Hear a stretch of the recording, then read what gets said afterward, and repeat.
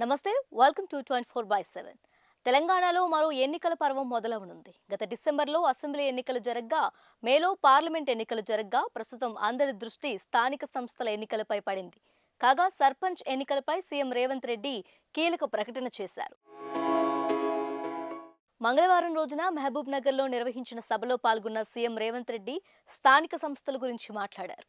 Assembly ఎన్నికల్లో ఇచ్చిన హామీ మేరకు ఆగస్టు 15 లోపు రైతులకు 2 లక్షల మేర రుణమాఫీ చేసి తీరుతామని సీఎం రేవంత్ రెడ్డి మరోసారి ఉద్ఘాటించారు. కాగా రైతు రుణమాఫీ పూర్తి చేసిన తర్వాతే సర్పంచ్ ఎన్నికలకు పోదామంటూ కార్యకర్తలకు పిలుపునిచ్చారు.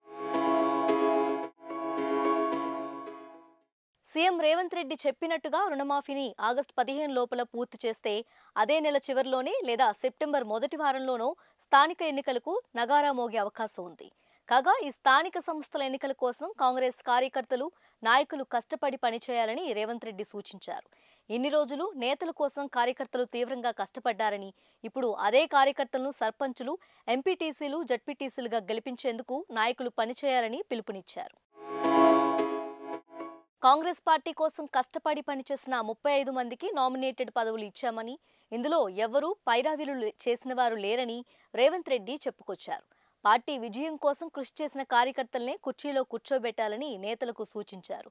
తనకు వచ్చిన సీఎం పదవి కూడా కార్యకర్తల కష్టం, త్యాగాల ఫలితమేనని రేవంత్ రెడ్డి గుర్తు చేసుకున్నారు. ప్రస్తుతం తెలంగాణలో సర్పంచులు, ఎంపీటీసీ, జడ్పీటీసీల పదవీకాలం ముగిసిన విషయం తెలిసిందే.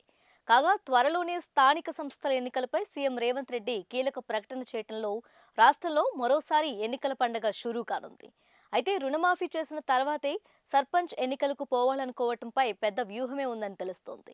చెప్పినట్టుగానే రుణమాఫీ చేసి ఇచ్చిన మాట నిలబెట్టుకుంటున్నామని ప్రచారం చేసుకునే అవకాశం ఉండటమే కాదు, ఈ 7 నెలల కాలంలో జరిగిన చిన్న చిన్న పొరపాట్లు కూడా కవర్ చేసుకునే ఛాన్స్ ఉంటుందని యోచిస్తున్నట్టు సమాచారం. ఇదే జరిగితే గ్రామాల్లో ఓట్లన్నీ కాంగ్రెస్కే పడతాయని రేవంత్ రెడ్డి మాస్టర్ ప్లాన్ వేసినట్టు తెలుస్తుంది.